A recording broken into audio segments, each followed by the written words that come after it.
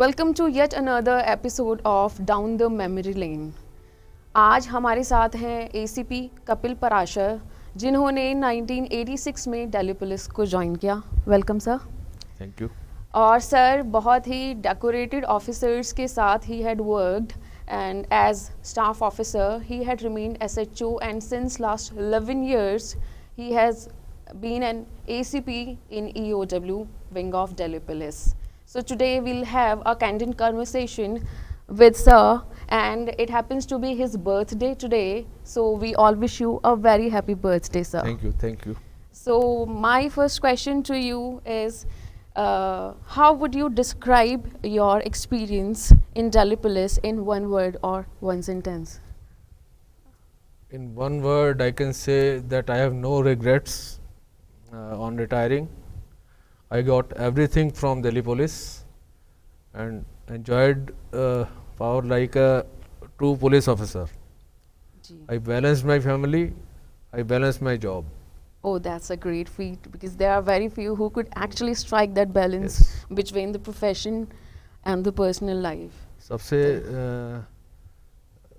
मतलब एक बहुत अजीब सी बात पुलिस की जॉब में मैं बताना चाहूँगा कि 37 इयर्स की सर्विस में मैंने हर दिवाली अपनी फैमिली के साथ सेलिब्रेट की है। चाहे मैं रात को 2 बजे घर गया, लेकिन मैं अपनी फैमिली के साथ था। मैं not a single, right from D course. Oh, that's an amazing feat to achieve in this time. Rare है जी जी जी। आप इतने समय से आपने 37 years दिए हैं दिल्ली पुलिस को, तो इनिशियली जैसी दिल्ली पुलिस थी और जैसा आज है उसमें आप क्या चेंज देखते हैं? चेंजेस बहुत ज़्यादा हैं कि इस वक्त मीडिया का बहुत बड़ा रोल हो गया हर एक चीज़ में। उस वक्त ऑफिसर्स भी कम थे, तो ऑफिसर अवेलेबल है या नहीं है, तो किसी भी को भी मिलने वाले को इतना इजी नहीं था कि मैं वहाँ चला जाता हूँ, अगर इनसे सेटिस्फाइड नहीं हो तो वहाँ जाता हूँ, उसके आगे चला जाता हूँ। तो वहाँ उस वक्त पॉसिबल नहीं था जी। आज ये पॉसिबल है कि आपके ऊपर एक चेन, इतनी बड़ी अफसर्स की चेन है।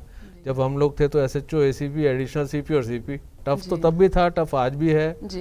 ये कहना कि यह समय बदल गया साहब, अब नौकरी मुश्किल हो गई, ऐसा कुछ नहीं है। हाँ। उस वक्त भी कहा जाते थे यही वर्ड। अपनी तरह की अलग परेशानियां तब थी, हाँ, अपनी तरह की अलग परेशानियां अब हैं। हर नया समय पुराने समय को अच्छा बना अच्छा ही देता बोलता है। जी जी। तो उसमें सोचने की ज़रूरत नहीं है कि हम कैसे टाइम में आ गए कि यार कैसे निकलेगा, कैसे जॉब होगी।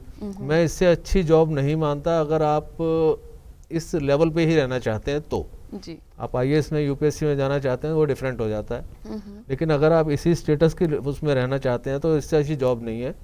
यहाँ दिल्ली पुलिस में सबसे बहुत ही बेहतर चीज़ जो ये है कि आप एग्जीक्यूटिव माइंडेड हैं जी, आप फील्ड लीजिए, आपके पास ऑफिसेज बहुत हैं करने के लिए, वर्सेटाइल बहुत है हमारा। वर्सेटाइलिटी प्लस चॉइस बहुत है आपके पास जी। तो वो इस पुलिस में ही है सिर्फ जी। कोई ऐसा वाकया या इंसिडेंट जो आपके लिए बहुत इंटरेस्टिंग या चैलेंजेस रहा हो during your career? I know बहुत सारे होंगे, लेकिन what stands out in your memory कि हाँ ये था? ऐसे बहुत बार हुआ, और ये चैलेंजेस जो हैं डिस्क्राइब नहीं हो सकते, क्योंकि हर आदमी के सामने डिफरेंट चैलेंज आएगा। बिल्कुल। पुलिस ऑफिसर का काम है एक तो patience plus presence of mind जी, और थर्ड जो है वो भगवान की नज़र सीधी होनी चाहिए बस। जी जी। अगर वो नज़र सीधी है तो आपका कुछ नहीं बिगड़ता जी। तो ज़्यादा उसमें ना जाते हुए एक छोटा सा इंसिडेंट है। मैं FRRO में 2013-14 में था जी।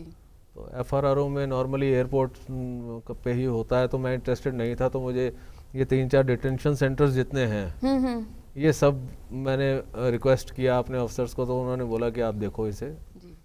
और व्हीकल अवेलेबिलिटी नहीं हुआ करती थी ज़्यादा, तो अब घर से आपके बहुत दूर है और आप एक तरह से किसी 50 आदमियों को अपनी कस्टडी में लेके बैठे हैं।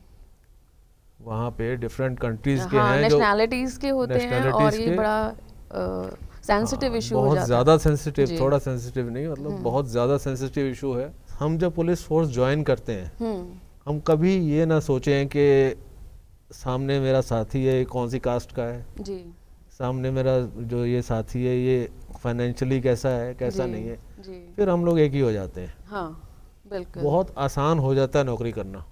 जी छोटा सा जंगपुरा का आपको बताएं तो जंगपुरा में सबसे सेंसिटिव उसको पुलिस चौकी मानते थे रॉयट्स के मामले में। मेरे टाइम पे 3-4 रॉयट हुए और बहुत बड़े बड़े रॉयट हुए मतलब। तो जब मैं गया तो थोड़ा सा मतलब अंदर दिल में होता ना डर, फर्स्ट पोस्टिंग थी मेरी। तो डीसीपी साहब ने बोला, आलोक वर्मा साहब थे उस समय, तो बोले आप जाओ करो देखते हैं। जी तो ऑर्गेनाइज तो क्राइम हमें नहीं होने देना, वो तो पुलिस का ही काम था। जी एक कॉलोनी बनी है वो, जी जिसमें एक कम्युनिटी इधर हिंदूज हैं, इधर सिख्स हैं, हाँ उधर लोअर कम्युनिटी है, या मतलब सफाई कर्मचारी रहते हैं सभी, या मतलब एक कम्युनिटी रहती थी। जब झगड़ा होता था तो दोनों तरफ से 2-4 हज़ार आदमी इकट्ठे होते थे। और वहाँ एक चौराहा है जिसपे स्पीकर लगा है जी और पुराने पीएचक्यू पे उस स्पीकर जो है कनेक्टेड था। तो ऐसा सुनने में आता था कि वहाँ से सीपी साहब डायरेक्शन देते थे या स्पेशल सीपी देते थे, जो सीनियर अफसर है, कि जब रॉयट जंगपुरा में हो गया दिल्ली में वहाँ पता लगता था जी तो सीपी साहब तक अलर्ट हो जाते थे कि कुछ बड़ा होगा अब। जी बहुत सेंसिटिव बहुत हाँ, मेरे जितने भी रॉयट होते थे तो मैसेज ये होता था कि सभी 15 एसएचओ और 19 चौकी इंचार्ज फोर्स के साथ पहुंचो, प्लस 7th 8th बटालियन भी पहुंचो। जी तो हमें ऐसा लगता था कि लोग कम हो गए, पुलिस ज़्यादा हो गई, इतना ज़्यादा हो जाता था। लेकिन ऐसा कुछ नहीं हुआ। कि जब मैं वहाँ से गया तो लोगों ने वर्मा साहब, धर्मेंद्र कुमार साहब के रूम के बाहर बैठ के धरना भी दिया कि जाना नहीं चाहिए। ये बिल्कुल होता है जहाँ लोग देखते हैं कि ऐसा ऑफिसर है who listens to us, who sensitive about us. General public हमेशा ही चाहती है कि उनके बीच ऐसा अफसर रहे। बिल्कुल, वो मुझे ऐसे लगने लग गया था वहाँ मेरे जाने तक 20 साल लाइक अ फैमिली जी। मेरे जाने तक 20 साल में कोई चौकी इंचार्ज नहीं था जिसने 4 महीने से ज़्यादा निकाले हों। मिनिमम 7 days था। तो ये आपकी विलिंगनेस थी, दैट वाज योर ओपननेस कि जो भी है हो ही नहीं रही थी तो मैं किसको कहूँ जाके कि हटाओ। वहाँ तो ये होता था किसी घर में फंक्शन है कि जी आप आज डिनर पे हमारे यहाँ आएंगे जी, तो हमने ऐसा फैमिली बना लिया उनको जी। तो वो मुझे जब 1.25 साल भी क्रॉस होने को हो गए, 2 साल हो गए एकदम जी। तो मेरे अफसर बुला के कहते थे यार जंगपुरा 2 साल हो गए। मैंने कहा सर अगर आप कहें तो शायद मुझे याद नहीं कि किसी को थप्पड़ भी मारा अब तक। जी। सिंपली किसी की बातें सुनी है जाके, बस किसी कोई बूढ़ा आदमी है उससे मिला, उससे सुना, उसका काम कर दिया, उसको हेल्प कर दिया उसको। ये सारे लोग, मैंने कहा मैं निकलता हूँ तो अभी भी आज मतलब मैं रिटायरमेंट पे हूँ, अभी भी मेरे को वो लगता है कि मैं मार्केट से नहीं निकलूँ जंगपुरा की। जी। जो भी देख लेगा तो वो रोक लेगा। So somewhere an officer has to be someone with whom public should feel कि they are heard. बिल्कुल। It is very important to listen to the complainant. Half of the complaints are resolved when you listen to them. Plus आपको casteism में नहीं जाना जी। आप जिस area में आप सुपरवाइज कर रहे हैं वहाँ हिंदू भी होंगे, मुस्लिम्स भी होंगे, सिख्स भी होंगे, हर कम्युनिटी होगी। आपको 2 किताबें पास रखनी है बस, आईपीसी सीआरपीसी, जी। चाहे वो आपकी कास्ट का है सामने, चाहे वो आपके किसी का है ना। अगर वो उस बुक को वायलेट कर रहा है तो आप एज पर लॉ जाइए। Unbiased approach. जी। एक कुलदीप सिंह गुजराल होते थे बीएससीएस के चेयरमैन, रिटायर हुए। जी। तो वहाँ एक बार आग लग गई थी, गुरु ग्रंथ साहब का पाठ चल रहा था तो आग लग गई थी सुबह 6 बजे। तो मैं पर्सनली फायर स्टेशन जाके वहाँ से गाड़ियाँ वाड़ियाँ लेके आया था और सब कुछ वहाँ से गुरु ग्रंथ साहब को रिमूव कराया, सब कुछ करा के एकदम ओके किया सब कुछ। तो मैं एसएचओ साहब के पास बैठा था, उनको देखता बहुत कम था, बूढ़े बहुत ज़्यादा थे जी। तो मुझे बहुत अच्छा लगा सुनने में। वो कहते सर हम सुनते थे कि पुलिस भी हेल्प करती है, बोले देखा आज कहाँ आँखों से कि वो गुरु ग्रंथ साहब था उसको बिल्कुल सेफ निकाल लिया।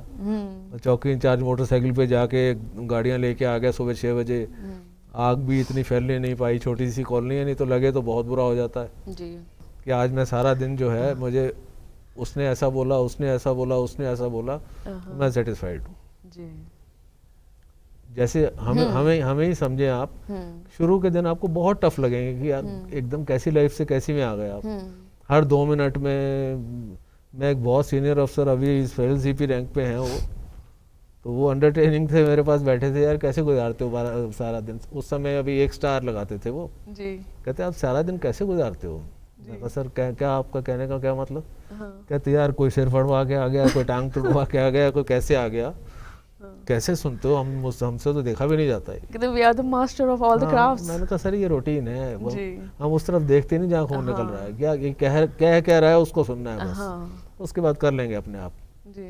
वो धीरे धीरे आदत हो जाती है। तो ये दो कैटेगरीज जो है ना, जिसने पुलिस में ही रहना और पुलिस की जॉब ही करनी है, उसको सोच लेना चाहिए कि मैं एग्जीक्यूटिव जाना चाहता हूँ या दूसरी तरफ जाना चाहता हूँ। सेकेंडली आपको काम सारे आने चाहिए। अब मैं जैसे फील्ड में कम इंटरेस्टेड रहता था, कम इंटरेस्टेड इसलिए कि शायद कोई ऐसा काम नहीं करना पड़े जो मुझे नहीं करना चाहिए जी। लेकिन ऐसा नहीं, जब एसएचओ लगा तो नॉर्थ ईस्ट जैसे डिस्ट्रिक्ट में लगा जी। और मतलब वो तो खैर मिक्स्ड कम्युनिटी है, लेकिन कोई राइटिंग नहीं, कोई लड़ाई झगड़ा नहीं, मतलब लोग बहुत खुश रहने लगे। तो बड़ा अच्छा सा लगता था कि चलो यार, क्योंकि मेरे एसएचओ ने सिखाया था, बोले गुरुपुरब आ जाए तो उस जुलूस के साथ भी चलो, नवरात्रि हो तो उनके साथ भी चलो, रमज़ान हो तो उनके साथ भी चलो जी। तो सबके साथ चलते थे जी। एक फैमिली हो जाती है बिल्कुल। हाँ घर से बैठे बैठे कॉल अटेंड हो जाती है जी। अगर आप घर भी गए हैं, हाँ घर से ही कॉल अटेंड हो जाती है। मैंने की है जी। कि अगर मैं परमिशन लेके घर गया हूँ, वहाँ से फ़ोन आ गया कि सर ये ऐसे ऐसे हो गया, हाँ तो मैं फ़ोन पे बोलता था इस जो झगड़ा कर रहा है इससे बात करवा दो एक बार। जी। तो वो बात सुनते ही वो आपके पर्सनल टर्म्स जी। तो बात सुनते ही वो चले जाते थे। फिर वो बाद में मुझसे पूछते थे कि क्या कहा आपने। हाँ मैं कहा ख़त्म हो गया ना, जी। बस अब ये मत पूछो क्या कहा। जी। तो आपके टर्म्स, जिस एरिया में आप रहते हैं, आप न्यूट्रल रहेंगे जितना, ऑनेस्टी में, वो करप्शन के इश्यूज में ऑनेस्टी नहीं कह रहा, ऑनेस्टी टुवर्ड्स जॉब, जी। कि मैं पुलिस अफसर हूँ, भला करने के लिए, लोगों की गुड विशेस लेने के लिए, इससे अच्छी नौकरी तो है नहीं। नौकरी कुछ नहीं है। हाँ कि अगर आप एरिया में कुछ ऐसा काम कर जाते हो तो लोग बहुत अरसे तक याद रखते हैं उसको।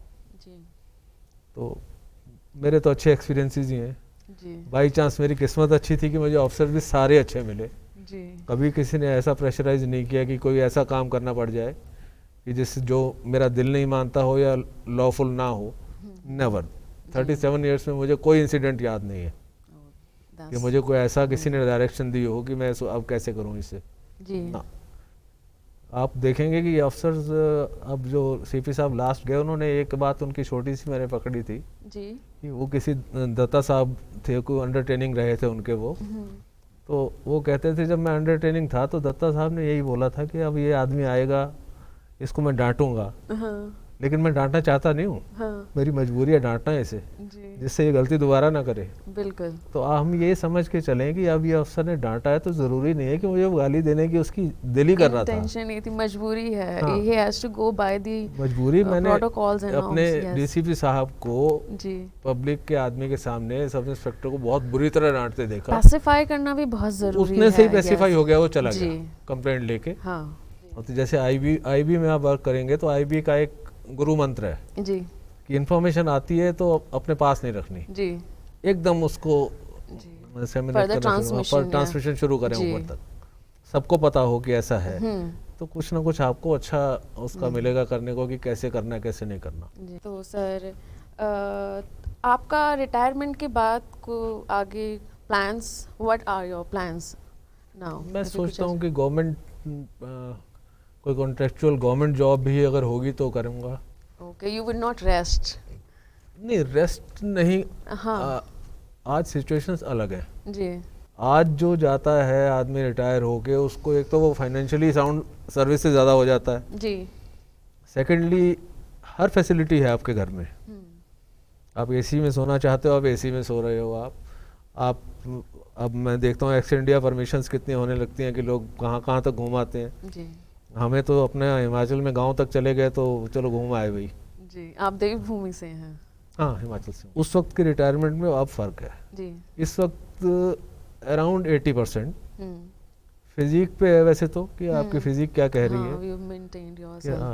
अगर आप मेंटेन्ड हैं तो खाली बैठने का कोई वो नहीं है। जी।